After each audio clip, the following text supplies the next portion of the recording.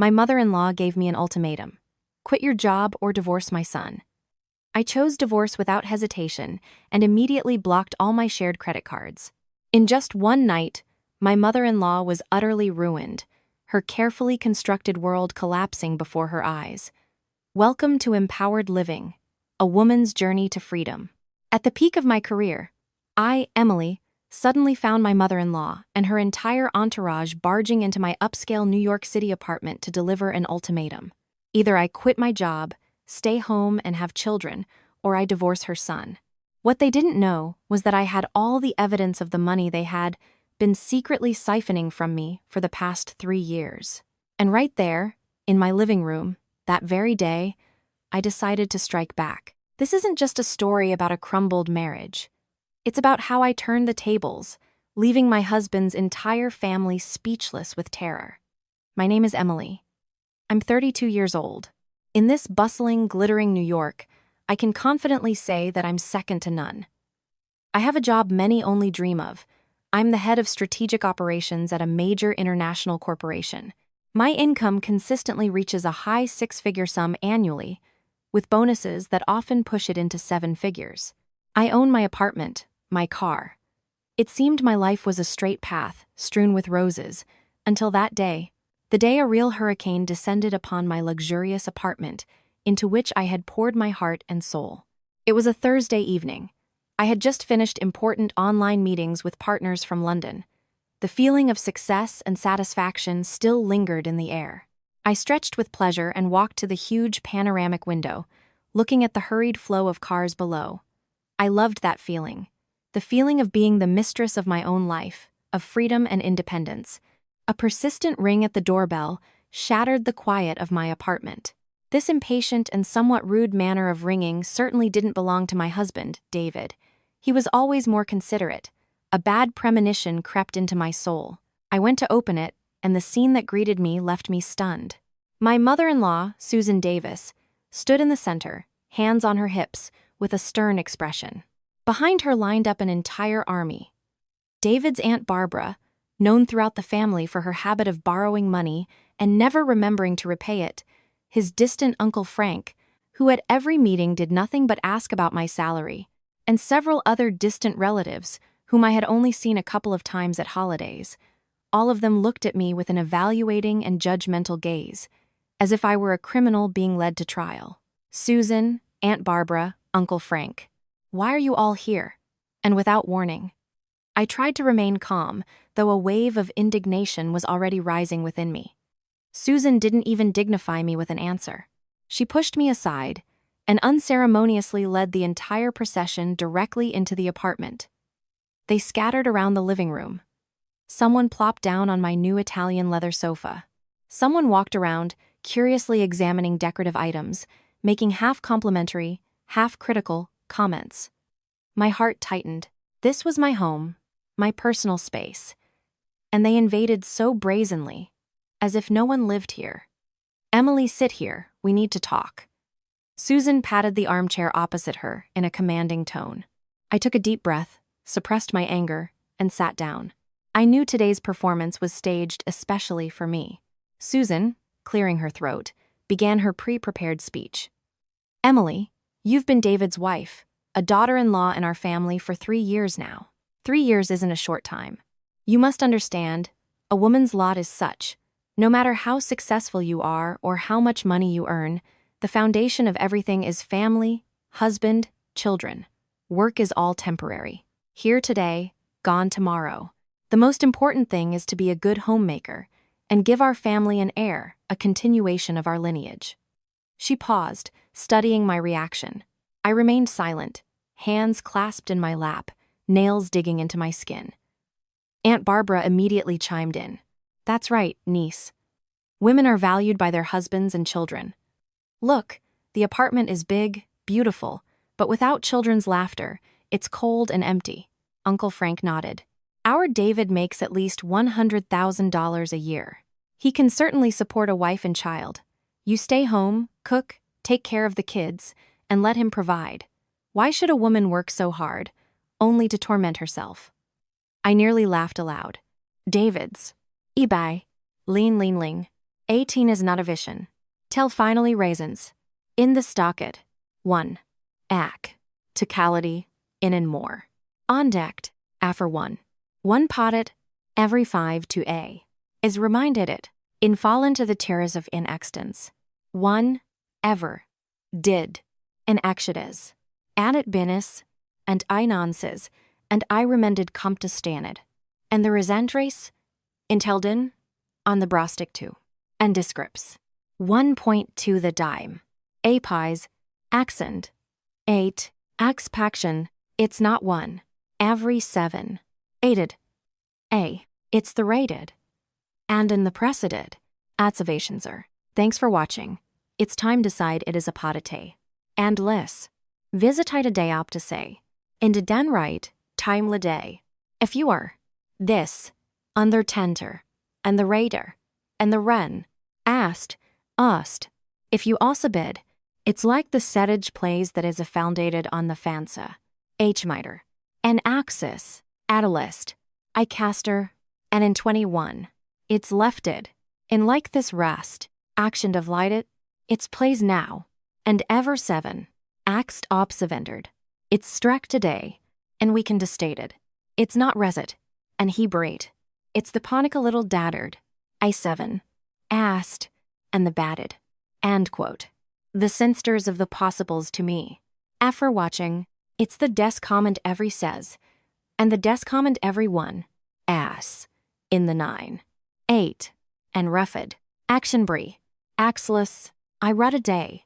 Inter 5 the $24 the 25 dime. In the technist, 200. Ministivai. It's not have wanted. 100,000. That's some was. Tev enough to cover the monthly mortgage payment for this apartment. 4,000. Let alone the dozens of other expenses I carried alone. But I continued to remain silent, waiting to see how absurd they would make this spectacle. Seeing that I wasn't going to give in, Susan began to lose patience. She went straight to the point. Her voice became sharp and cold, without a trace of feigned friendliness. All right, I'll be direct. Today, my relatives and I have come to give you 2 choices. First, tomorrow you submit your resignation from work and fully dedicate yourself to the role of wife and mother. David will cover all expenses.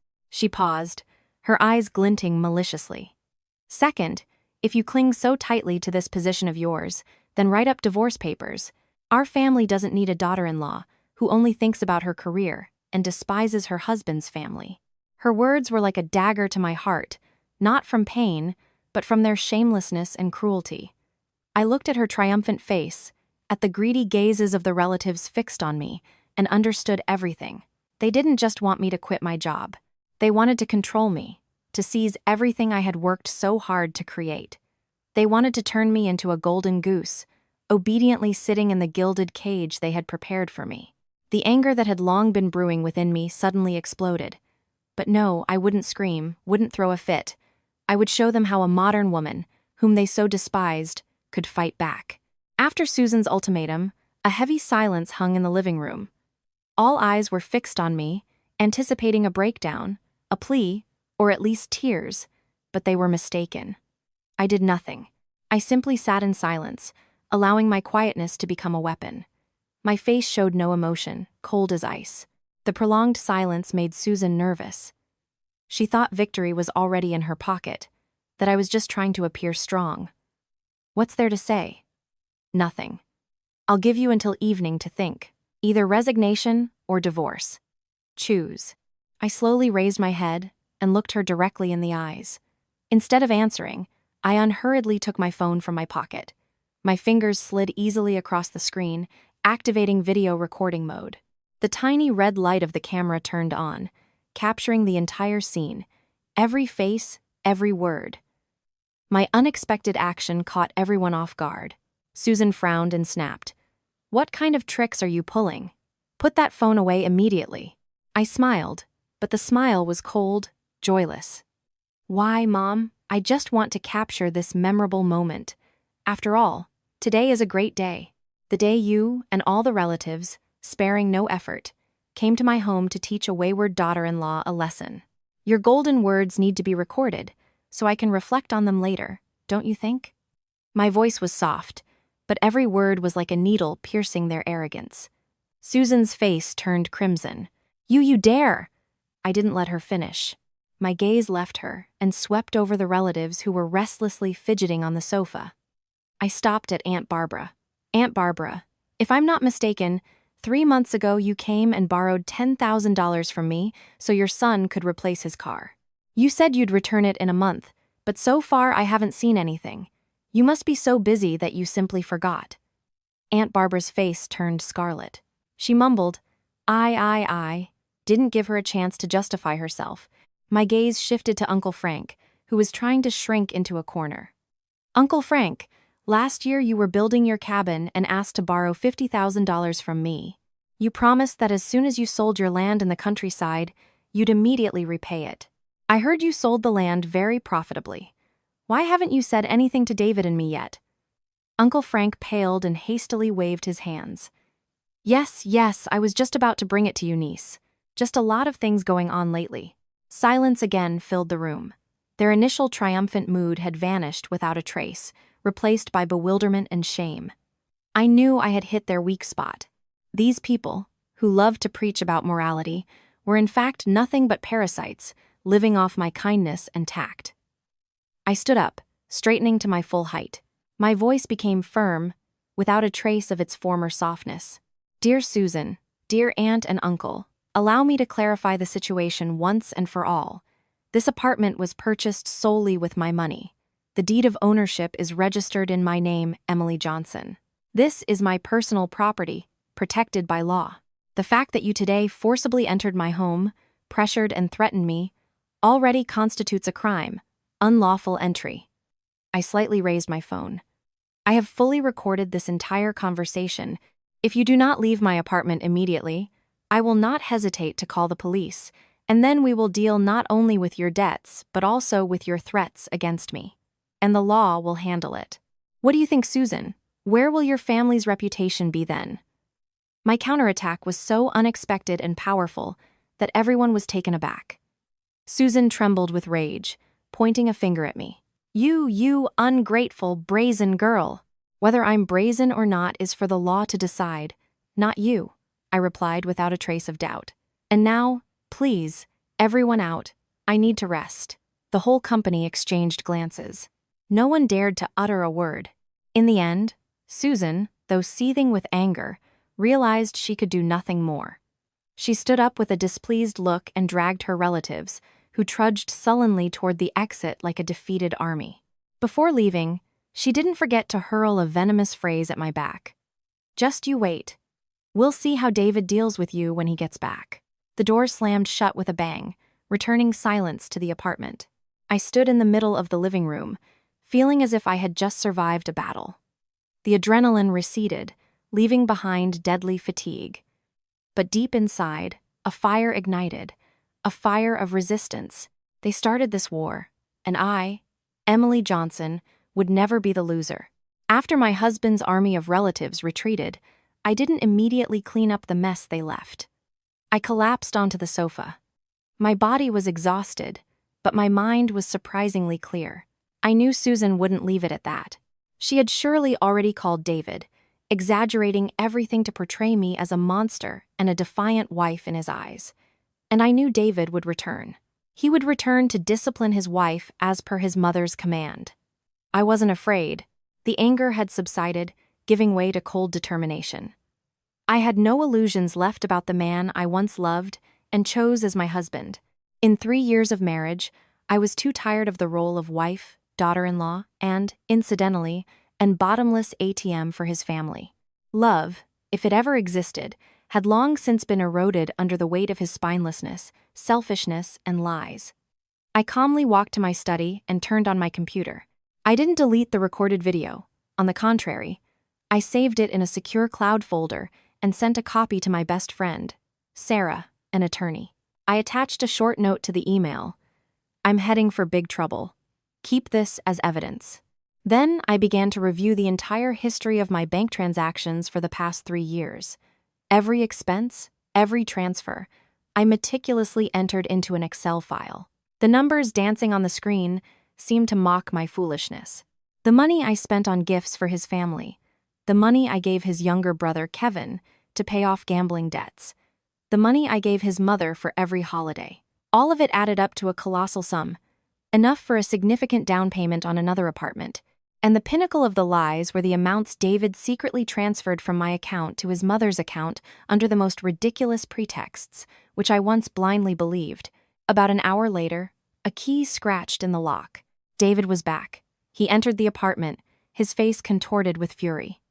He didn't even look at me, but threw his briefcase on the floor and shouted, "Emily, what the hell did you pull here? Mom just called me. She's in tears. Says you kicked her and all our relatives out of the house. You have no respect for me or my family." I raised my eyes to him. My gaze was absolutely calm. I didn't kick anyone out. I merely asked unwelcome guests to leave my home. The words "my home" acted on him like a red flag to a bull. David rushed at me and roared, "My home? This is our home. What do you mean? Do you think that just because you earn more than me, you can despise me and my entire family?" "Yes, despise," I scoffed bitterly. "David, ask yourself who truly despises whom. Do you know what your mother came here to tell me today? She gave me a choice. Either quit my job or divorce you. She wants me to stay home, and for you to support me on your $100,000 a year salary. Doesn't that sound ridiculous to you?" David was stunned, but immediately began to make excuses. "Well, Mom is just worried about you. She wants you to rest, not overwork yourself. She had good intentions." Good intentions? I jumped up, standing face to face with him. Good intentions means taking control of my salary card. Good intentions means locking me up at home so you can all manipulate and exploit me for money. David, stop pretending to be innocent. You're their accomplice. What nonsense are you talking? He yelled, trying to drown out the truth. Nonsense? I picked up my phone and played the audio recording of my conversation with Susan. Her piercing, calculating voice filled the quiet room. "Once she quits, we need to take her salary card. She earns a lot. If she keeps the money, she'll come up with some other foolishness." David's face turned white as a sheet. He stepped back, muttering, This is what you set up. You provoked Mom. I don't need to provoke anyone. This is the true face of your mother, your family, and yours too." I didn't let him recover and delivered the decisive blow. "Last month, you told me you received a bonus and bought your mother a jade bracelet as a gift for $8,000 to make her happy. But my credit card statement shows a charge for exactly that amount at a jewelry store. 2 months ago, your brother Kevin gambled away money again. You said you borrowed $10,000 from friends for him, but in reality, you secretly transferred the money from my savings account. Did you think I wouldn't find out, David?" Every word of mine was irrefutable evidence, striking directly at his lies. David was completely crushed. He slumped into an armchair, burying his face in his hands, unable to utter a word. His silence was the most eloquent admission. I looked at the man before me, whom I once loved, and now felt only contempt and disappointment. Everything became crystal clear. This marriage was a deception from the very beginning. David's silence was oppressive. He didn't deny, didn't shout. He just sat motionless like a statue. He probably never imagined that I, his always gentle and forgiving wife, could become so sharp and decisive. He was too used to me always yielding, always in the name of so-called family peace, closing my eyes to all his transgressions. I looked at him. There wasn't a trace of emotion in my eyes. "David, I gave you so many chances. I hoped you would change, that you would start thinking, that you would become a real husband, a pillar of our small family. But I was wrong. You didn't choose me. You chose your family, their greed and lies. You chose to be an incompetent man, living off your wife, yet always pretending to be an important person." Having said that, I calmly walked to my desk, opened a drawer, and took out a neatly folded stack of papers. It was the divorce petition. I had prepared it 6 months ago. That day, when I discovered David had secretly taken my money to invest in some dubious venture of his uncle's and lost everything. Then, I was already going to file it, but I softened again deceiving myself that he would change. But today, I realized my patience had run out. I placed the divorce petition on the coffee table right in front of David.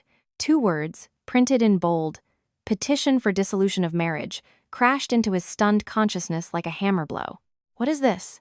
David sharply raised his head. His voice trembled. "Divorce," I replied in an icy tone. "I don't think we have anything more to say. Sign it. We have very little jointly acquired property, because almost everything is mine. This apartment is mine. The car is also mine. We have a joint savings account, but the money in it is also mine. I won't demand back what I spent on your family over these 3 years. Consider it payment for my foolishness. You just need to sign, and we'll part ways amicably." David stared at the petition, then at me.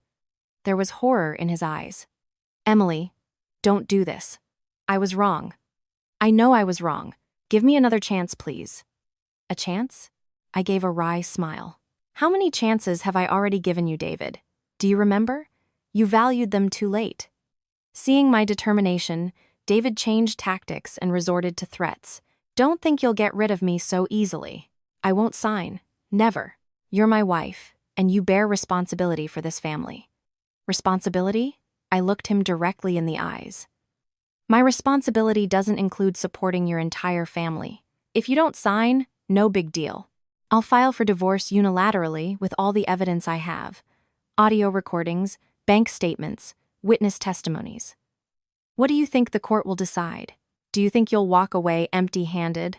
Or will you have to pay me compensation?" My words silenced David. He knew I wasn't bluffing. He knew I had enough evidence to sink him. At that moment, his phone started pinging incessantly with notifications. He unconsciously picked it up. His facial expression drastically changed from panic to extreme horror. He looked up at me. His voice was barely audible. "What did you do?" I calmly took a sip of water. "Nothing special. I just called the bank and asked them to permanently block all additional cards in your name that I had opened, and also withdrew all remaining money from our joint account and closed it. From this moment on, you won't be able to spend a single one of my dollars." This blow was truly fatal. David froze. He had lived off my money for so long that he had forgotten what it was like to be independent. His salary, as I knew, almost entirely went to his mother. The remaining money wasn't enough for his habit of living lavishly. My credit card was his lifeline, and now that lifeline was mercilessly cut off. David's phone rang again. This time it was his mother. She had surely already received news that her son's funding had been cut off.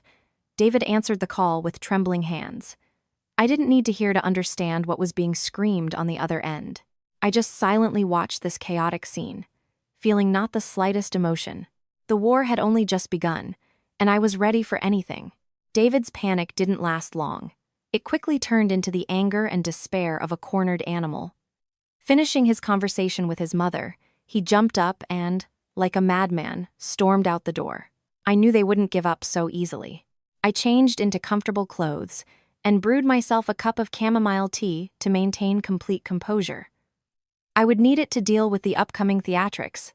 As I expected, less than half an hour later, the doorbell rang again. But this time, it wasn't a persistent ring, but muffled, furious pounding, accompanied by Susan's shouts. "Emily, open up, you backstabbing snake! Open up! Are you trying to ruin our whole family? Open up!" The noise quickly attracted the attention of the neighbors. Doors of adjacent apartments began to crack open. Curious glances turned towards my dwelling. I knew this was exactly what Susan was aiming for. She wanted to use public opinion, a sense of shame, to pressure me, but she miscalculated. I was no longer the docile daughter-in-law I once was. I unhurriedly walked to the door, but didn't open it immediately. Instead, I looked through the video intercom. Susan was pounding on the door with all her might. Her face was crimson with rage. David stood beside her, pale as death, trying to pull his mother away, but to no avail. I activated the intercom system. My voice rang out clearly and loudly through the hallway, so all the neighbors could hear. "Susan, David, what's wrong? Why are you making such a racket here? This is a luxury residential complex. You shouldn't disturb the neighbors' peace." Hearing my voice, Susan shrieked with renewed force. "How dare you speak? You blocked all your husband's cards. Do you want him to starve? You're a wife, and you treat your husband like this? Shameless. I gave a bitter laugh. My voice remained even. Mom, I didn't block my husband's cards. I only blocked the additional cards issued from my account. David has his own salary card, doesn't he? Oh, I forgot. I deliberately drew out the word.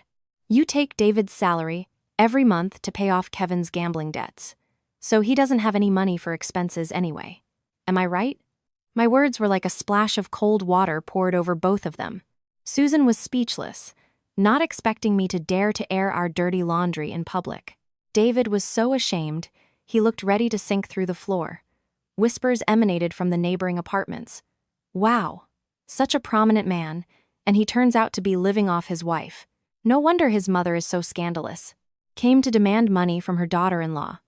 Poor Emily, so beautiful and successful, and she ended up in a family of extortionists. Realizing that the situation was not in her favor, Susan resorted to the victim tactic. She sat directly on the floor in the hallway and began to weep and wail. Oh, good people, what a tragedy. We took a snake into our home, not a daughter-in-law. She's rich now. She despises her husband. She disrespects her sick mother-in-law. And now she wants to kick her husband out of the house to bring in lovers. Look, everyone, look! I sighed. This farce was too tiring. I opened the door just enough for my voice to be heard. Mom, stop this charade. Educated people live here. They know how to distinguish truth from lies. David, I turned to my frozen husband. I'm going to ask you one last question. Your salary is $100,000 a year. Do you know how much the monthly mortgage payment for this apartment is? $4,000. And how much goes to utilities, internet, security? Almost another $600. So, on what were you planning to support me? Or do you think I can live on air?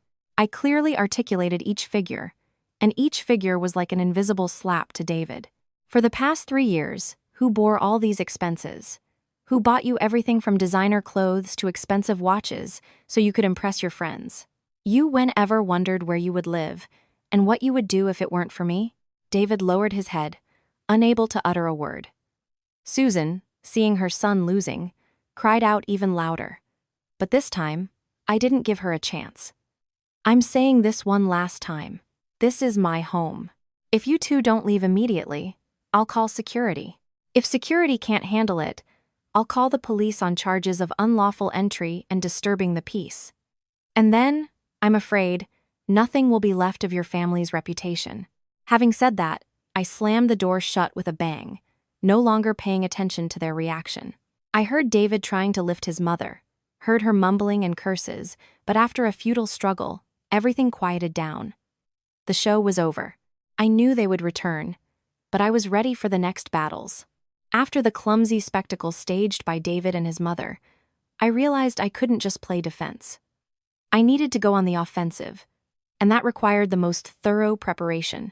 The first person I thought of was Sarah, my best friend since college, and now one of the top divorce and asset division attorneys in New York. I met Sarah in a quiet cafe. Seeing my exhausted but determined look, she didn't ask many questions. She simply silently slid a glass of orange juice toward me and said, "Tell me everything, I'm listening." I laid out everything for her. Susan's ultimatum, the mysteriously disappearing money, yesterday's circus at my door. I showed her the video and audio recordings. The more Sarah listened, the more serious her face became. When I finished, she was silent for a long time, tapping her fingers on the table. Finally, she looked me directly in the eyes and firmly said, "Emily, the first thing you need to do right now is to collect and systematize all the evidence. Not just the amounts David secretly transferred, but absolutely everything you spent on his family over these 3 years." Absolutely everything. I was surprised. Yes, absolutely everything, Sarah emphasized. The money you gave his parents for Christmas, money for their clothes and medicine, money for their trips to Florida, money to pay off Kevin's debts, money for repairs to Uncle Frank's cabin. Everything that can be confirmed by bank statements and receipts, you must list. You need to prove to the court that you were not just the main breadwinner in your own household, but that you supported your husband's entire extended family. This will be a huge advantage in court. It will prove your contribution, and their betrayal, and parasitism. Sarah's words showed me a clear path. That evening, I returned home and set to work as an unwitting accountant. I logged into my online banking for all my accounts and meticulously downloaded statements for the past 3 years. I reviewed email confirmations for online orders, searched for old receipts tucked away in drawers. The more I worked, the more shocked I became. The numbers appearing in the Excel spreadsheet were like knives plunging into my heart. I paid for his entire family's trip to Florida, almost $30,000. I paid for his father's treatment at a private clinic, over $50,000. I gave Kevin, that good-for-nothing brother, countless loans to cover gambling debts, totaling over $100,000, and countless other small expenses I never tallied. When the final sum appeared on the screen, I could barely breathe. Almost $300,000. In 3 years, I had invested almost $300,000 in this family, a family that never truly considered me their own. Tears streamed from my eyes, not because of the money, but from the pain of my own foolishness and blindness.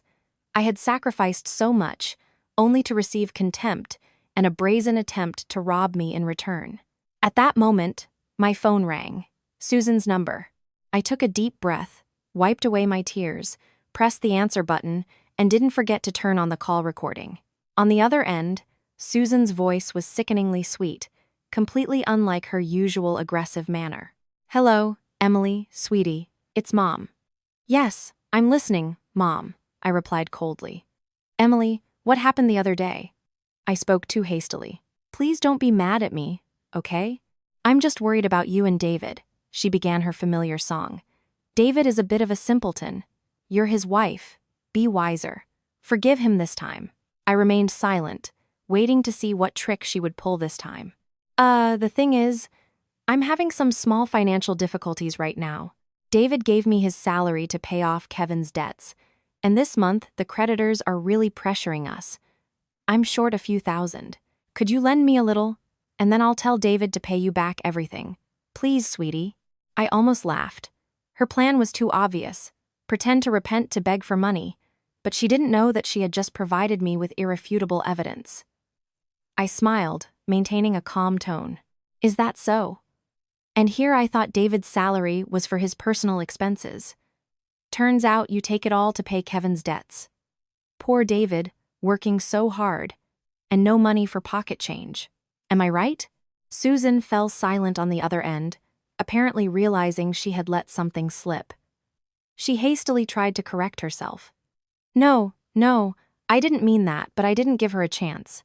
You know, Mom, I'm busy right now. As for money, you'll have to deal with David. I'm hanging up."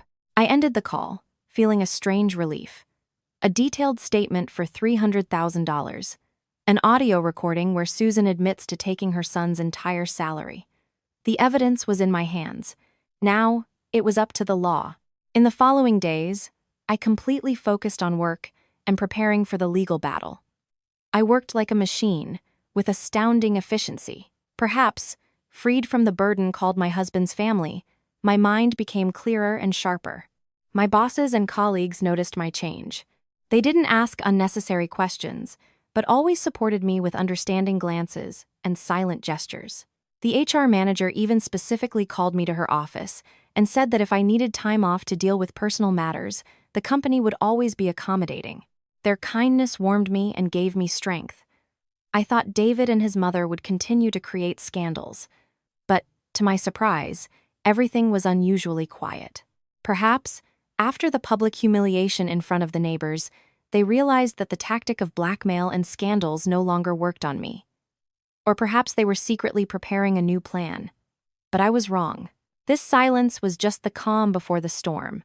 One evening, as I was leaving the office, a familiar figure was already waiting for me by the gates. It was David. He looked more worn out and pathetic than I could have imagined. The designer suit he always wore was rumpled, his stubble unshaven, and his hair, always perfectly gelled, was now disheveled. He had visibly lost weight, with dark circles under his eyes. It seemed that days without my credit card had been a real torment for him. Seeing me, David rushed towards me, blocking my path. Emily, wait," I need to talk to you. I stopped, crossed my arms, and looked at him coldly. Do we still have anything to talk about? Emily, please, David mumbled in a pleading voice. I know I was wrong. It's all my fault. I was too spineless. I couldn't protect you. Please forgive me this time. Let's start over. I promise. I'll change. I won't let Mom and the others treat you like that again. He reached out to take my hand, but I stepped back, avoiding him. Start over. I gave a bitter laugh. My smile was full of sarcasm. David, do you know how many times you've said that to me? Every time you made a mistake, every time you deceived me, you said it, and every time, like a fool, I believed you. But not anymore. This time, it's different, Emily. This time, I'm speaking from the heart, he tried to convince me. Desperation was etched in his eyes. I can't live without you. These past few days, I feel like I've lost myself. Without you, I'm nothing. You can't live without me, or without my money? I asked directly, without any pity. David, stop this charade. I'm very tired. Everything between us ended the day you sided with your mother to force me to quit my job. Love, trust, everything died. My harsh words astonished David. He looked at me with an expression of hurt and disbelief. He probably still deluded himself that if he just apologized, I would soften and forgive him again, as before. At that moment, several of my colleagues exited the office. They looked at us with surprise but quickly understood what was happening. One of my colleagues, with whom I was on friendly terms, approached, took my arm, and said, Emily, the boss is looking for you in the parking lot. Let's go. It was a lie, but I knew she was trying to help me get out of this awkward situation. I nodded, casting a final cold and determined glance at David. Everything else we'll discuss in court. Having said that, I turned and walked away with my colleague, leaving David alone amidst the stream of people. I didn't look back, but I felt his desperate gaze following me. His pleas were too late. Our ship had sunk, and I would never return to save the one who had himself punched a hole in its bottom. I thought that after my sharp and public refusal at the office, David would understand that he needed to retreat, but his persistence and shamelessness surpassed all my expectations. He didn't give up. He followed me. As I drove into the underground parking garage of our residential complex, a feeling of anxiety came over me. In the rearview mirror, I saw a familiar taxi slowly trailing me. I deliberately parked in the farthest corner, where there were the fewest surveillance cameras. I wanted to end this once and for all, without an audience or whispers. As soon as I turned off the engine and opened the door, David rushed forward and blocked my exit. The pathetic, pleading expression from earlier in the day was gone from his face. Instead, there was the anger and resentment of a cornered animal. Emily, why are you doing this to me? Did it give you pleasure to humiliate me in front of your colleagues? He roared. His voice echoed through the quiet garage. I calmly closed the car door and, leaning against it, looked him in the face. I didn't humiliate you. You humiliated yourself. If you hadn't come to me, if you hadn't put on that pathetic performance, no one would have noticed. David choked with anger. He stepped closer, clenching his fists. I told you I was wrong. Why can't you give me a chance? You know my mother has cried her eyes out these past few days. You know my whole family is in chaos. Because of you? I twisted my lips.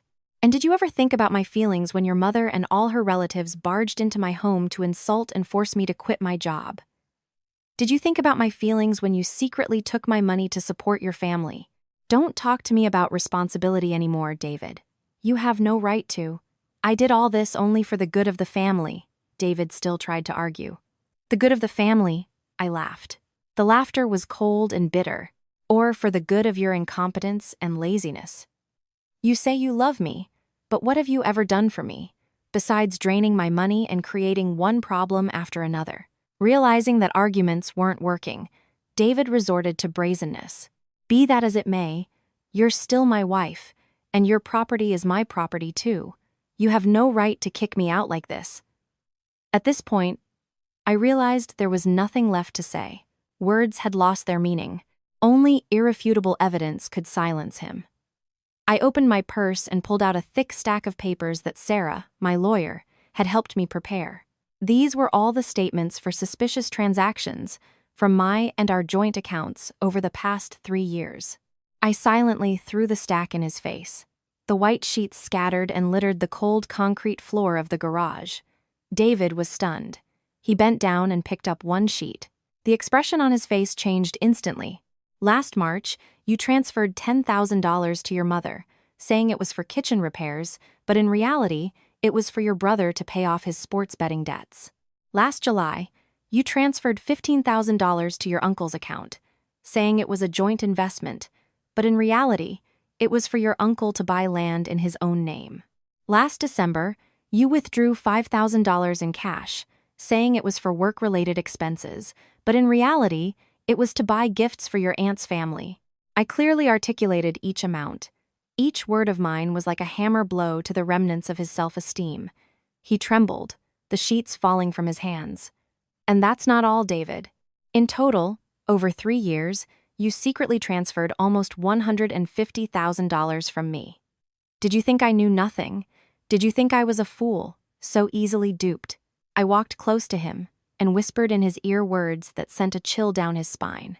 And all your phone conversations with your mother. Your plan to seize my property. I recorded everything too. Want to hear? This final blow utterly crushed David. He fell to his knees, covering his head with his hands. His entire body trembled, not from fear, but from the raw and brutal truth being exposed. He had lost. Lost miserably. I looked at the man crumpled at my feet, feeling not a drop of pity. I turned, opened the car door, got in, and started the engine. The roar of the motor shattered the ominous silence of the garage.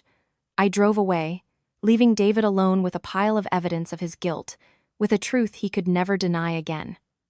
It was time for the show to end. After the exposé in the underground garage, David completely disappeared from my life. There were no more calls, no more scenes of begging. I thought he had finally understood his position and accepted reality. But this silence turned out to be the harbinger of an even stronger storm. About a week later, late in the evening, as I was about to go to bed, my phone vibrated frantically. An unknown number. I usually don't answer such calls, but some intuition told me to answer. Hello?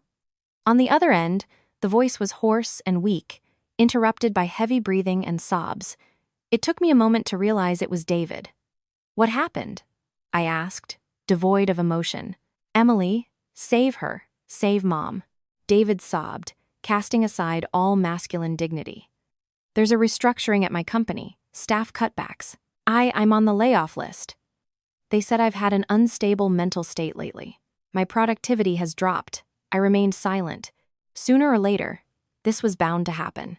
Such an incompetent and dependent person, as he couldn't stay afloat without my support. Seeing that I was silent, David panicked even more. He practically screamed into the phone. And that's not even the worst of it, Emily. Mom found out I'm getting fired soon. She got so upset, she collapsed. They took her to the hospital. Doctors say she had a mini-stroke. She needs urgent examination and treatment. The preliminary bill is already $50,000. Emily, where am I supposed to get that kind of money now? $50,000? For me, it wasn't such a large sum, but hearing it from David's lips, it sounded ridiculously absurd. I remembered how he and his mother had shamelessly spent my money. I remembered designer clothes, luxurious trips, and now a mere $50,000 for treatment could bring them to a standstill. Emily, I'm begging you. I'm on my knees. Please lend me money one last time. I swear, I'll work like a dog to pay you back everything. Just this once. Save my mom. If something happens to her, I won't survive it. He was using his mother as a shield again, appealing to pity again. An old and contemptible trick, but this time, my heart was stone. I felt neither pity nor anger, only emptiness and fatigue. I took a deep breath, trying to make my voice sound as calm and cold as possible. David, do you remember what your mother told me? She said a woman's main duty is to take care of her husband's family. She said my job was trivial. She said you were perfectly capable of supporting me. I paused, allowing each of my words to sink into his consciousness. Now your mother is in the hospital. As her son, As the head of the family, you take care of her yourself. That's your responsibility, not mine. Emily, you can't be so cruel, David moaned. Cruel? I scoffed, but the laugh didn't escape. You were the truly cruel ones. Did you think about me when you plotted to seize my property? Did you think about me when you insulted and coerced me? You don't have money. Sell your family's cabin. Borrow from the relatives I helped so much. Don't call me again. From this moment on, there is nothing in common between me and your family. Having said that, I didn't give David a chance to reply. I resolutely hung up. Immediately after, I blocked his number. I stood in the dark room, looking at the lights of the night city. My soul was surprisingly calm. His despair could no longer affect me. The door to the past was slammed shut, and I would never look back again. When the path of begging was blocked, Susan's stubborn and brazen nature once again took over. She decided to play one last card, a card that, in her opinion, was meant to destroy me, staging a scandal at my workplace. It was a Monday morning. The work atmosphere was tense. I was conducting a meeting with my team about a new product launch when I received a call from security on the first floor. Miss Johnson, there's a group of people making a commotion downstairs. They say they're your relatives, and they want to see you. They're shouting and causing a scene. We can't quiet them down. My heart didn't flinch. I knew who it was.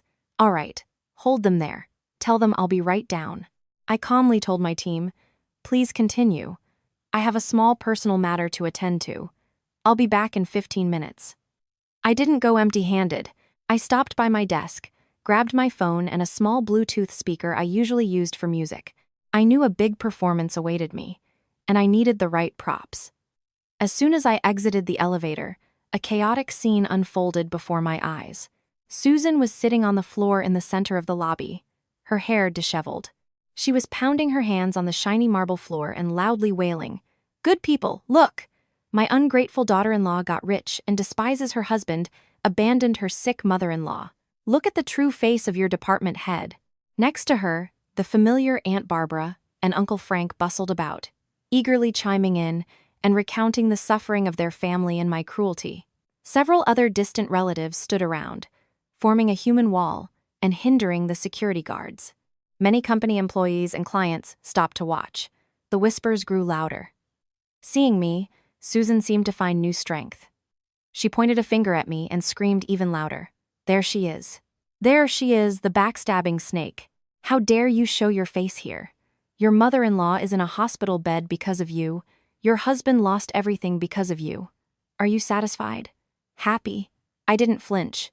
I calmly approached and stopped a few feet away from them, at a safe distance. I said nothing, simply silently turned on the Bluetooth speaker and connected it to my phone. The entire lobby fell silent in curious anticipation, and then from the speaker came a familiar, piercing voice, clearly audible to the last word. Once she quits, we need to take her salary card. She earns a lot. If she keeps the money, she'll come up with some other foolishness. She should give it to me. I'll be the boss. I'll give her pocket money every month and that will be enough for her. It was Susan's voice from that very audio recording. Her face contorted. Her triumphant smirk froze on her lips, replaced by extreme horror. She mumbled, "What? What is this?" I didn't give her a chance to recover. And the next recording played. This time it was Aunt Barbara's voice. "That's right, sister. We need to show her her place. No matter how smart a woman is, she should always be a step below her husband. And let the men hold the money. It's safer that way." A murmur ran through the lobby. The glances, which had previously looked at me with doubt, were now fixed on David's family, full of contempt and disgust. You faked everything. You edited it," Susan screamed in despair, trying to deny the obvious. I smiled coldly. "Whether I faked it or not, Mom, we can ask the police to conduct an expert analysis. This audio recording, along with the video where you and your relatives threatened me at my home, has already been submitted to my attorney. I simply wanted to show everyone present who the real actor is here, and who is a wolf in sheep's clothing." I turned to the crowd and said loudly and clearly, "Ladies and gentlemen, my name is Emily Johnson. This is my former mother-in-law and her family. They came here today not because I'm ungrateful, but because I cut off the financial pipeline from which they had been draining money from me for the past 3 years. They want to destroy my reputation, to force me to support them again. All evidence will be presented in court. Thank you for your attention. Having said that, I signaled to security. This time, no one interfered with them. Tall, strong guards quickly approached and escorted Susan's shame-faced family out of the building. She no longer screamed, but just walked sullenly, under the whispers and contemptuous glances of everyone around. The spectacle ended in a complete and humiliating failure for its instigators. I turned and walked straight to the elevator. My soul was surprisingly calm.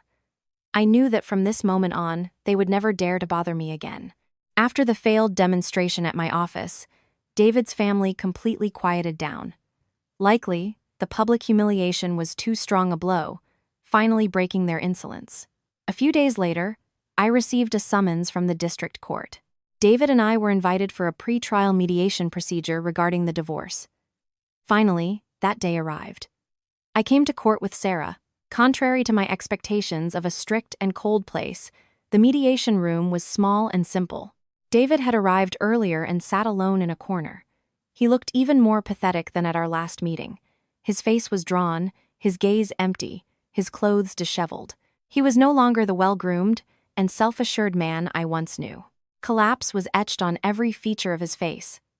Seeing Sarah and me, David only briefly looked up, then stared at the floor again, not daring to meet my gaze. The judge conducting the procedure was a middle-aged woman with a kind face but a very perceptive gaze. She reviewed our case, then looked up at both of us and softly said, "Miss Johnson, Mr. Davis, the court has received a petition for dissolution of marriage from Miss Johnson. According to procedure, today we are holding a conciliatory meeting to give you an opportunity to reconsider, to reconcile your marital relationship. Marriage is a serious step, and its breakdown is always sad, especially when you are so young." Wow. She spoke at length about the importance of family, marital duty, and giving each other a chance. I listened silently, not interrupting. I respected legal procedures, but when she asked about my intentions, I answered firmly and decisively, "Your Honor, I have no desire to reconcile. My decision to divorce has been carefully considered. All my feelings and trust in David Davis are exhausted. I only ask the court to finalize our divorce as soon as possible." The judge looked at me, then at David. "And you, Mr. Davis, what is your opinion?" Only then did David raise his head. He looked not at me, but at the judge, and pleadingly said, "Your Honor, I don't want a divorce. I know I made many mistakes, but I still love my wife. I ask the court to give us more time." Even in such a situation, he continued to play games. I almost laughed. "Time for what, if I may ask?" Sarah interjected, as my attorney. Her voice was professional and cold. "My client has made a final decision. Prolonging the process will only bring more suffering to both parties. If Mr. Davis truly has feelings, he should respect Miss Johnson's decision and let her go." Cornered by my attorney, David decided to play his last card. With trembling hands, he took a stack of medical documents from his briefcase and placed them on the table. "Your Honor, my mother. My mother recently suffered a stroke and was hospitalized. Her health is very frail. The doctor said she cannot endure any shocks. If we divorce now, I'm afraid she won't survive. I beg the court, please, empathize with my family's situation. Give us a postponement." The judge hesitated slightly and took the documents to review them. I looked at Sarah. She nodded almost imperceptibly. I knew what to do. "Your Honor." I stood up. My voice was calm but firm. "Firstly, Mr. Davis's mother's illness is regrettable, but it is not a legal basis for postponing our divorce. This marriage is beyond saving, and prolonging it is merely self-deception. Secondly, I looked directly at David. It was his mother who gave me the ultimatum: my job or a divorce. It was she who wanted this marriage to end. Why, then, are you now using her health as a reason to preserve it?" I continued, not allowing him to get a word in. "Thirdly, and most importantly, I have evidence that David Davis and his family systematically subjected me to psychological abuse, deceived me, and misappropriated my property for a long period of time. If Mr. Davis does not agree to sign the petition, I will demand a separate case be filed, and then this will no longer be just a divorce." My words were like a clap of thunder for David. His face turned deathly pale. He knew I wasn't bluffing. He knew I had enough evidence to sink him and his entire family. The judge, seeing the change in David's face, also understood the core of the problem. She put aside the medical documents and said in a stricter voice, "Mr. Davis, the court takes note of your mother's health condition. However, this is not a legal ground for postponing a divorce when one party has made a firm decision. If you truly cannot reconcile, it is better to resolve this matter definitively." All avenues of retreat were cut off. David slumped into his chair. His expression was defeated. He realized he had lost completely. In the end, under pressure from the court and the attorney, he took a pen with a trembling hand and signed the agreement for the dissolution of marriage. When the last signature was affixed, I felt an enormous relief spread throughout my body. 3 years of hell had officially ended. I stood up. Sarah and I bowed to the judge, and I exited the room, never once looking back at the man who was once my husband. The door closed behind me, marking the end of the darkest chapter of my life. The divorce was finalized, but my battle wasn't over yet. Ahead was the most important hearing, the court for asset division and compensation. I didn't need anything from David, but I was determined to recover the almost $150,000 he had secretly stolen from me, as well as receive compensation for emotional distress. On the day of the court hearing, the atmosphere was much more tense than at the mediation. David had hired a lawyer, a middle-aged man with a rather cunning look. Seeing Sarah and me, this lawyer even smirked defiantly. The session began. After the judge announced the reason, Sarah, representing my interests, clearly and logically outlined all our demands. She presented a detailed statement of all the sums David had transferred, with attached certified bank documents. She also presented evidence of psychological abuse from David's family, including audio and video recordings. Our demands were clear. David must return the entire misappropriated sum and pay $50,000 in compensation for emotional distress. When Sarah finished, it was David's side's turn. His lawyer stood up and, without bothering to refute our evidence, delivered an unexpected blow. "Your Honor," he said in a confident voice, "we categorically disagree with these baseless accusations. My client, David Davis, did not misappropriate any property from Emily Johnson. On the contrary, it was Emily Johnson herself who engaged in concealing marital assets." A whisper went through the courtroom. Sarah and I exchanged surprised glances, but remained calm.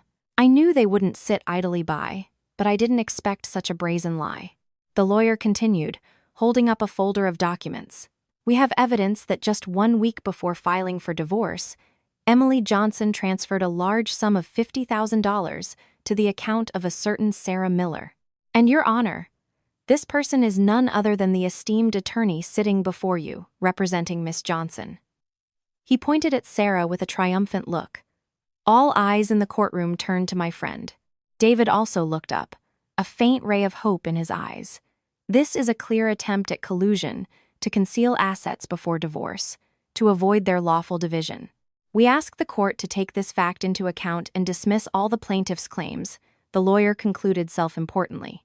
The atmosphere in the courtroom became charged. The judge looked at Sarah with a question in her eyes. If this accusation were true, not only would I be in an unfavorable position, but Sarah's reputation as an attorney would also be seriously damaged. But contrary to their expectations, Sarah showed not the slightest concern. She calmly stood up and smiled softly, a professional and confident smile. "Your Honor, I thank my colleague for raising this question. Indeed, my client, Emily Johnson, transferred the sum of $50,000 to me during the specified period." Sarah's admission made David and his lawyer smile even more smugly, but their smiles quickly faded as Sarah continued. "However, this is in no way a concealment of assets." Sarah placed another neatly bound folder of documents on the judge's table. "This is an investment management agreement between myself and Emily Johnson, concluded 2 years ago and notarized. According to this agreement, Emily Johnson entrusts me, as a private individual and investor, to use a portion of her income for investments in securities and real estate. The sum of $50,000 was one of the planned tranches within the framework of this agreement. All operations are lawful, transparent, and documented. Sarah continued. Her voice grew firmer. Furthermore, I ask the court to note that my client's monthly income is several tens of thousands of dollars. An investment of $50,000, compared to her overall wealth and income, is insignificant. To claim that Miss Johnson concealed such a small sum to evade obligations to a husband who made no economic contribution, and moreover, lived off her, is a completely absurd and laughable argument. Sarah's sharp, evidence-backed response completely turned the situation around. David's lawyer's face went from triumphant to deathly pale. He hadn't expected us to be so thoroughly prepared. Their dirty plan to defame me was resoundingly thwarted right in the courtroom. David's last ray of hope died. He sat with his head down, radiating complete and utter despair. After Sarah's powerful response, silence reigned in the courtroom. David's lawyer stood rooted to the spot, unable to utter a word. Cold sweat beaded on his forehead. All their attempts to turn the tables had shattered against irrefutable evidence and ironclad logic. Sarah didn't let the opponent recover. She returned to the main issue. Her voice was weighty and confident. Your Honor, now that we have clarified the groundlessness of the defendant's accusations, I would like to return to our demands. We have complete and certified bank statements proving that Mr. David Davis systematically and secretly transferred money from his wife Emily Johnson's account to the accounts of his mother Susan Davis and his brother Kevin Davis. The total sum we have calculated amounts to $150,000. Sarah held up the folder of documents, opening to the last page with the bolded final table. This constitutes misappropriation of property during marriage and a gross violation of family law. These actions not only caused material damage, but are also deceit and betrayal, causing my client profound emotional trauma. She continued, her sharp gaze fixed on David. Furthermore, we have evidence that Susan Davis and other family members repeatedly came to Miss Johnson's apartment and workplace to create scandals, insult, threaten, and coerce her to quit her job with the aim of seizing all her income. These actions seriously affected my client's health, mental state, and reputation. Therefore, the claim for emotional distress compensation in the amount of $50,000 is fully justified, fair, and reasonable. David's side was unable to present any substantial counter-arguments. All the evidence was against them. Their lawyer could only mumble weak phrases like, "These were voluntary gifts between spouses," or "Emily Johnson agreed," but he had no documents or witnesses to confirm it. After the arguments, the court announced a recess for deliberation. Sarah and I sat in our places, both silent. I wasn't worried because I was confident that justice was on my side. I felt only a deep exhaustion after the long struggle. Approximately 20 minutes later, the court reconvened. The judge, the same middle-aged woman with a kind face, now looked very stern. She took the decision in her hands and began to read it aloud in a clear and strong voice. Having reviewed all the materials, the case, the evidence presented by the parties, and having heard the arguments, the court has determined. She analyzed each point, from the definition of personal and marital property to the acts of deception and misappropriation by David. Each word from the judge was like a hammer blow, crushing the defendant's last hopes. The actions of Mr. David Davis constitute a gross violation of marital duties, an exhibition of disloyalty, disrespect, and negligence towards shared property. The sums that Mr. Davis unilaterally transferred to his mother and brother without his spouse's consent are an act of property misappropriation. Therefore, Emily Johnson's claim for the return of property is fully justified. Regarding the claim for emotional distress compensation, the court, considering that actions by David Davis and his family negatively impacted Emily Johnson's honor, dignity, and mental state, deems this claim also subject to partial satisfaction. Finally, the most important moment arrived. Based on the relevant statutes of the Civil and Family Codes of the State of New York, the court has ruled to grant the claims of Emily Johnson, obliging David Davis to return to Emily Johnson monetary funds in the amount of $150,000. It further obliges David Davis to pay Emily Johnson compensation for emotional distress in the amount of $50,000. The total sum to be collected from David Davis in favor of Emily Johnson amounts to Lanbai, Lin, Arshawen. This figure, ringing out in the courtroom, made David falter as if he were about to collapse. His face turned white as paper. But that wasn't all. The judge looked at the audience section where Susan was sitting. In a stern voice, she added, "Furthermore, the court notes the unacceptable behavior of Miss Susan Davis, evidenced by disorderly conduct in the courtroom. The court issues a warning to Miss Davis. In case of similar actions being repeated, she will be held in contempt of court." Hearing her name, Susan jumped up, pointed a finger at the judges, and screamed, "Unfair! You're all bought! What kind of court is this? Give me back my son!" Immediately, 2 bailiffs present in the courtroom quickly approached and escorted Susan out. Her screams and curses grew fainter, and finally died down behind the door. The court session ended. Justice had triumphed. I took a deep breath, feeling a weight lift from my shoulders that had been pressing on me all these years. I turned to Sarah. She smiled at me. We won. We won not just in court, but we regained our honor and freedom. The court's decision was a death blow for David and his family. A sum of almost $200,000 was unimaginable for a man who had just lost his job, owned no property, and was accustomed to living off others. The court's decision became a ruinous judgment for David and his family. The sum of almost $200,000 was unimaginable for a man who had just lost his job, owned no property, and was accustomed to living off others. After the trial, David's lawyer contacted Sarah, trying to arrange for an installment plan stretched over many years, but I flatly refused. I told Sarah, I don't need his money right now, but I need justice to be served completely. He didn't give me a chance, and I have no reason to pity him. Let everything proceed according to the law. Demand immediate execution of the judgment. Sarah fully supported my decision. She said that any concession now would make them think I was weak and could be exploited further. They had to taste the full consequences of their actions. It would be the most expensive lesson for them. Several weeks later, when the deadline for voluntary compliance with the judgment expired and there was no action from David, we filed a petition with the sheriff's department, and the machine of justice began to work, cold and relentless. One beautiful morning on my way to work, my former neighbor from the district where David's family lived called me. Her voice was full of excitement. "Emily, did you hear the news? The sheriff's deputies came to the Davis's house. They're reading out the order, sealing everything. The whole street gathered to watch. Such a crowd." I simply replied, "Understood," and hung up. There wasn't the slightest tremor in my soul. I had long envisioned this scene. It was the inevitable end for greed and foolishness. Later, I was told that day became true chaos for David's family. When the deputies and authorities arrived, Susan was screaming, rolling on the ground, cursing everyone, refusing to cooperate. She lay in front of the door, preventing anyone from entering, but in the face of the law, all her protests were meaningless.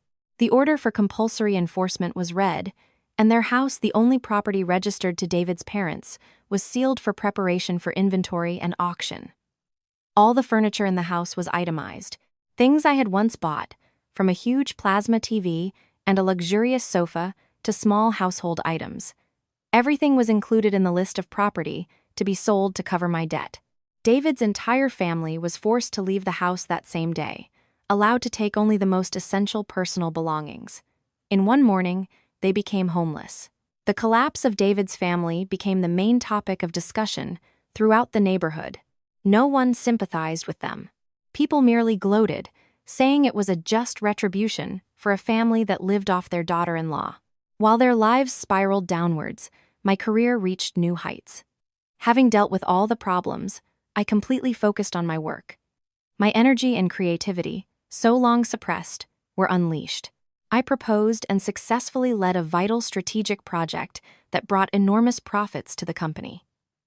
At the quarterly review meeting, the CEO personally commended me in front of the entire management. He said, I am impressed not only by Emily's professional qualities, but also by her strength of spirit and resilience. A person who can endure and overcome personal storms to work so selflessly deserves the highest recognition.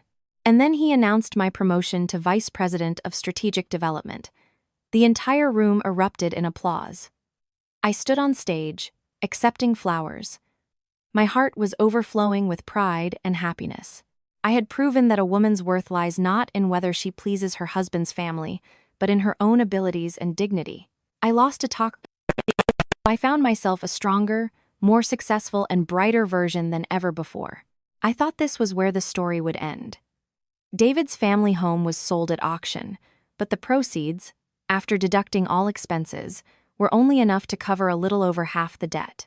The remaining portion I decided to consider a small act of mercy for desperate people, not wanting to spend any more time or energy on it. I wanted to completely close the past and focus on my bright future, but life sometimes takes the most unexpected turns.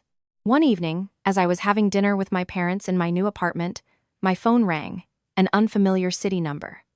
I hesitated a little, but still answered. "Hello. Is this Emily?" A familiar, older male voice said on the other end. "Yes, this is she." "Excuse me, who is this?" "It's me, your uncle. Uncle Frank, David's distant uncle." I was taken aback. Uncle Frank, the one who borrowed $50,000 from me and constantly avoided repayment. Why was he calling me now? Did he want to borrow money again? An ironic smile flickered on my lips. "Ah, hello, Uncle Frank. Did you need something?" Uncle Frank's voice on the other end was hesitant and quiet. "Emily, I know now isn't the best time for such conversations, but I'm so outraged I can't keep quiet. Did something happen?" I became curious. "It's like this." He lowered his voice, as if afraid someone might overhear. "Susan's house was sold, but she has her own money stashed away that no one knows about." My heart beat faster. Her own money? Indeed, and a significant amount, niece, $40,000. That's money she got from selling several acres of land in the countryside a couple of years ago, plus years of savings. She didn't tell anyone about it, not even her husband or son. She hid it in an old metal box and buried it somewhere in the pantry of the old house. She wanted to keep it for herself in her old age, not share it with anyone. I remained silent, trying to process this unexpected information. $40,000 was no small sum. Seeing my silence, Uncle Frank hastily added, his voice full of indignation, "I'm telling you this because her selfishness infuriates me. She always played the victim. Everything for the children, everything for the grandchildren. But in reality, she only thought of herself. Relatives come in trouble, and you can't get a dime out of her. But she hides such a pile of money. Now, with no home and debts up to her neck, she's still going to sit on that money all by herself. It just infuriates me. You're a creditor. You have a right to know about this to get justice." I understood immediately. He wasn't so kind-hearted. He had turned her in out of resentment, because he didn't get any, out of envy. The essence of these people ultimately came down to one word: self-interest. When their common interests disappeared, they were ready to tear each other apart. "Thank you for this information, Uncle Frank," I replied in a calm voice. "I'll think about what to do. Remember, niece, an old metal box in the pantry. Act fast, or she'll rehide it," he advised before hanging up. I put down the phone, looked out the window. A cold smile appeared on my lips. "Susan, you've calculated everything your whole life, but you didn't calculate human nature. You didn't calculate the betrayal of those you always considered your allies. Well, if you want to play to the end, I'll play with you. I'll get every last penny of this debt back." The very next morning, I called Sarah and told her the whole story about Uncle Frank's call. Sarah was no less surprised, but quickly seized the opportunity. "This is a perfect twist, Emily. We must act immediately. I'll contact the sheriff's department and report the hidden assets. By law, they have the right to investigate and forcibly seize them if the information is confirmed." All procedures were carried out quickly and discreetly. That same day, in the afternoon, Sarah, 2 sheriff's deputies, and I arrived at David's family's old, sealed house. The house looked abandoned and gloomy, rusty gates, a weed-choked yard, an oppressive atmosphere. We went inside and headed straight for the small, damp, and dark pantry at the back of the house. The room was cluttered with old junk and covered in dust. We began our search. Under a creaky wooden bed, after lifting a rotting board, we discovered a patch of earth that looked as if it had been recently dug up. One of the deputies pried it open with a crowbar. And a few moments later, an old, locked metal box appeared. My heart pounded. This was it. At the very moment the box was retrieved from under the ground, the gates outside swung open forcefully. Susan and David appeared, followed by Aunt Barbara, Uncle Frank, and several other relatives. Obviously, someone had warned them. Seeing the metal box in the deputy's hands, Susan's face turned white as death. She rushed forward like a moth to a flame, screaming, "Don't you dare! That's my money! You have no right to touch it." One of the deputies stopped her. "Ma'am, we are executing a court order. We have information that you are concealing assets to evade a court judgment. We ask for your cooperation." "I don't know anything. That's my money for my old age." She continued to scream, trying to snatch the box. But then, the most unexpected thing happened. Uncle Frank, the very man who had turned her in, stepped forward with the air of a great righteous man. "Susan, you're wrong. Emily has a court judgment. You have money, and you're hiding it, not paying your son's debts. This is very wrong. What will people think of our family?" Aunt Barbara immediately chimed in. "Exactly. You're too selfish. Your son is deep in debt. The house was sold, and you're hiding money. Do you think about anyone but yourself?" Other relatives, who had always been on Susan's side, now also turned on her with reproaches. "I never would have thought you were like this. Turns out you only pretended to love your son and nephews. You have money, but you won't pay your son's debts. You let him get sued. Inhumane." Susan stared in shock at her relatives, who were showering her with accusations. Her eyes held bewilderment, pain, and disbelief. The people she had always trusted, always protected, now were delivering the most painful blows to her back. They weren't concerned about her loss. They were only concerned that she had hidden money and hadn't shared it with them. In the presence of the authorities, the box was opened. Inside, wrapped in several layers of plastic, lay neat stacks of $100 bills. In total, exactly $40,000. At this moment, Susan completely broke down. She collapsed to the ground and silently wept. These were tears of despair, humiliation, and betrayal. The relatives looked at the money with greed and regret, and then back at Susan with reproach and contempt. I stood and silently watched this tragicomedy. Human nature is indeed scarier than any demon. I felt no gloating, only a vague pity for these people who were destroying themselves over money. The sum of $40,000 was sealed on the spot and transferred to the state treasury for the execution of the court judgment. My war, in essence, had come to an end. One might have thought that after the discovery of the hidden money, David and his family would finally give up, but no. Desperation made them even more insane and reckless. They decided to file an appeal, and at the appeals court hearing, they resorted to one last, dirtiest trick. David's cunning lawyer, with a serious expression, presented new evidence to the court, an audio recording. "Your Honor," he said, "this is proof of the true reason for the breakdown of my client's marriage. The issue is not the disagreements Miss Johnson spoke of, but rather that she was cheating on her husband." He played the recording, and a conversation with interference could be heard, the words barely distinguishable. It was my voice, and the voice of some man. The conversation was very ambiguous, clumsily edited from fragments of phrases like, "I miss you. When will we meet again? Let no one know about us." They claimed that the man on the recording was my immediate supervisor at work. David sat in the defendant's bench, head lowered, perfectly playing the role of the unfortunate, deceived husband. Susan, in the audience, periodically wiped away tears with a handkerchief, feigning suffering. They wanted to use this trick to tarnish my honor, to make the court believe I was to blame, and on that basis, dismiss my claims. I was stunned for a moment.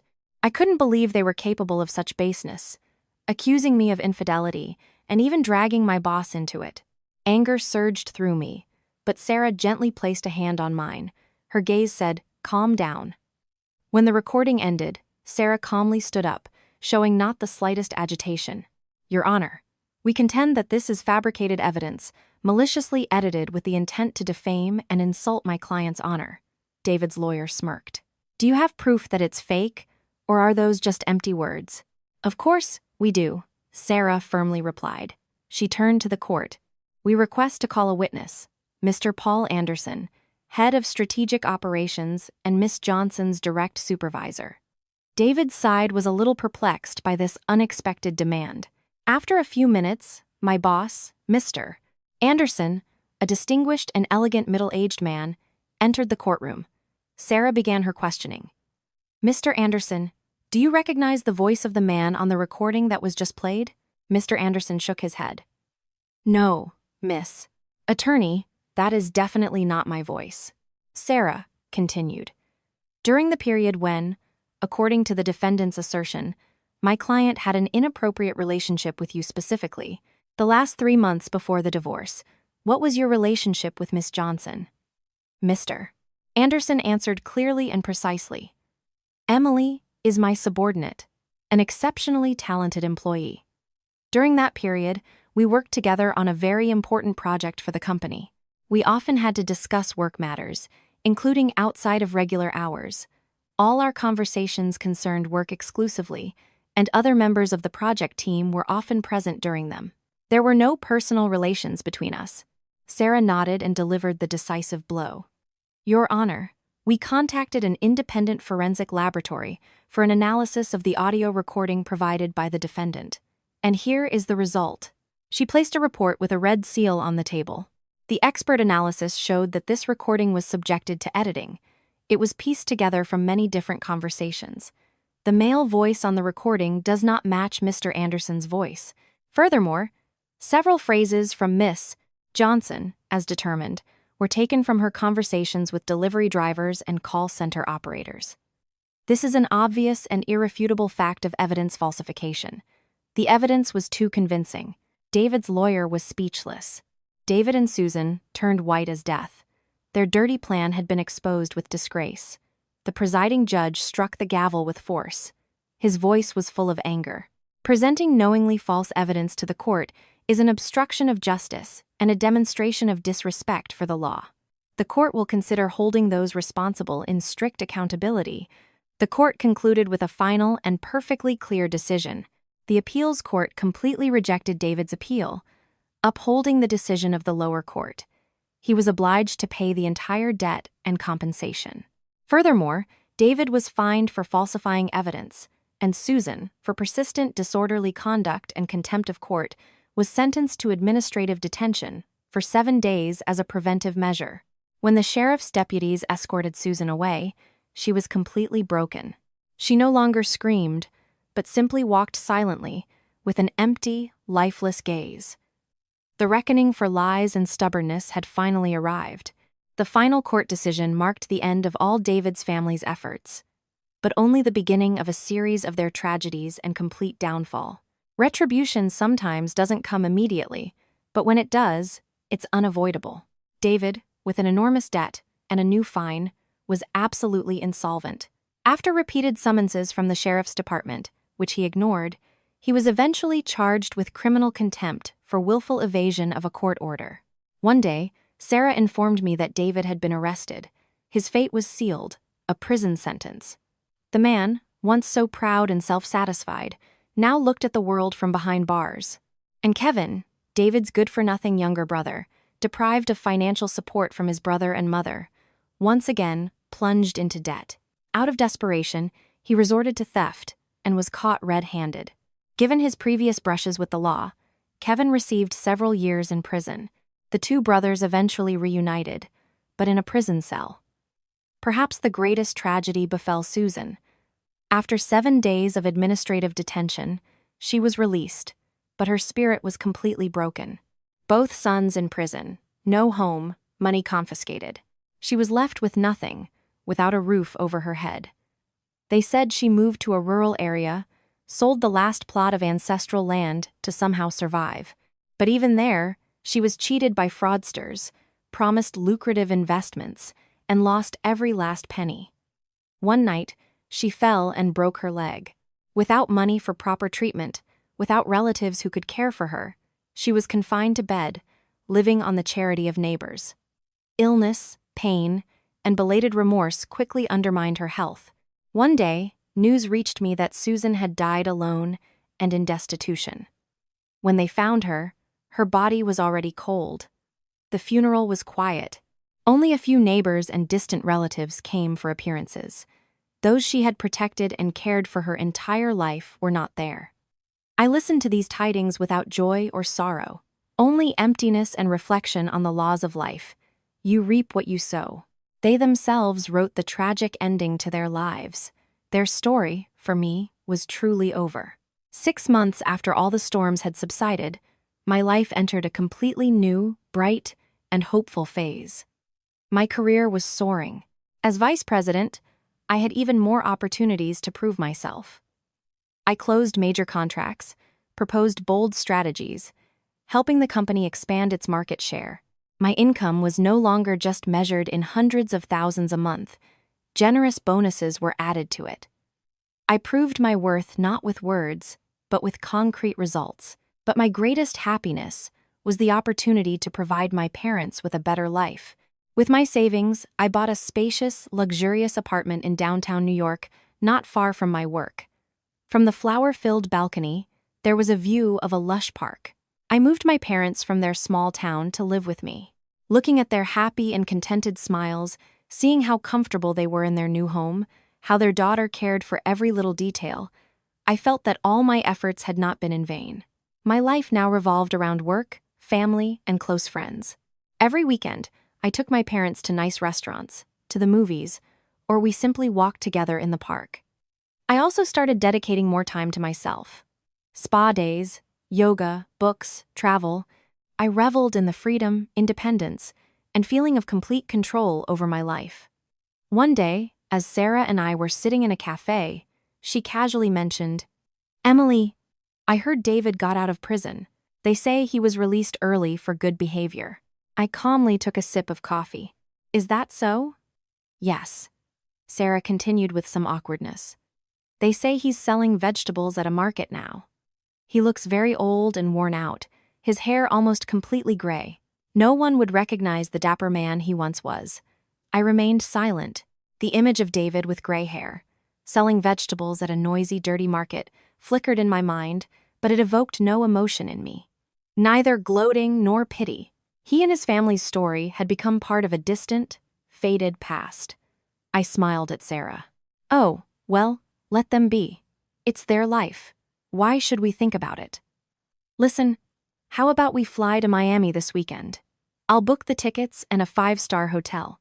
Sarah looked at me and laughed. "Of course, if the vice president is treating, I'm always in." We laughed heartily. The morning sun shone brightly and warmly through the window. I knew the darkest days were behind me. An immense sky and a promising future awaited me. The trip to Miami became a reward I gave myself after everything I had endured.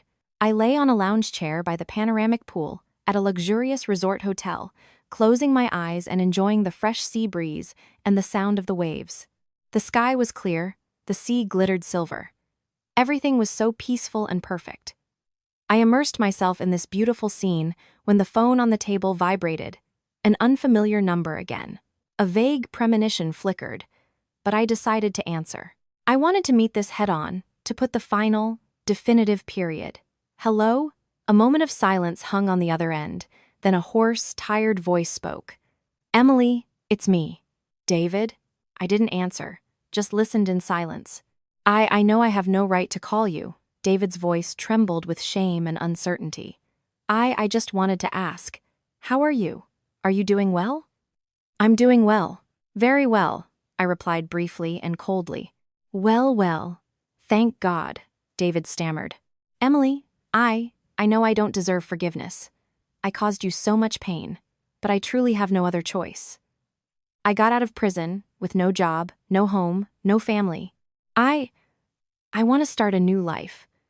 I want to open a small vegetable stand, work honestly, but I don't have any startup capital.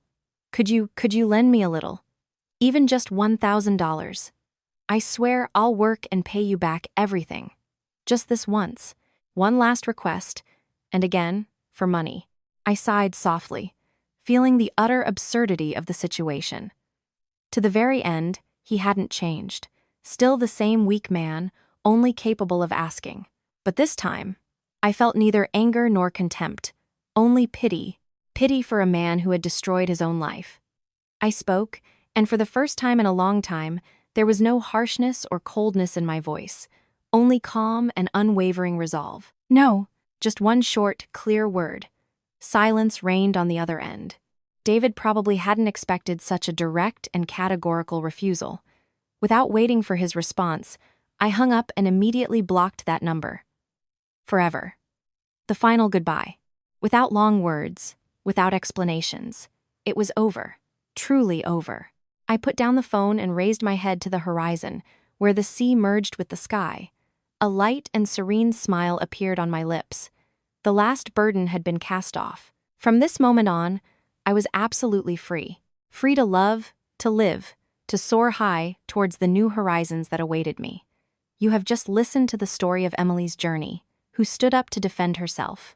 In life, sometimes silence only encourages evil, while courage helps preserve freedom and happiness. If this story resonated with you, please give it a like, subscribe to the channel Empowered Living, A Woman's Journey to Freedom, and turn on notifications so you don't miss the next videos. I wish you to always be strong, live in peace, and until next time.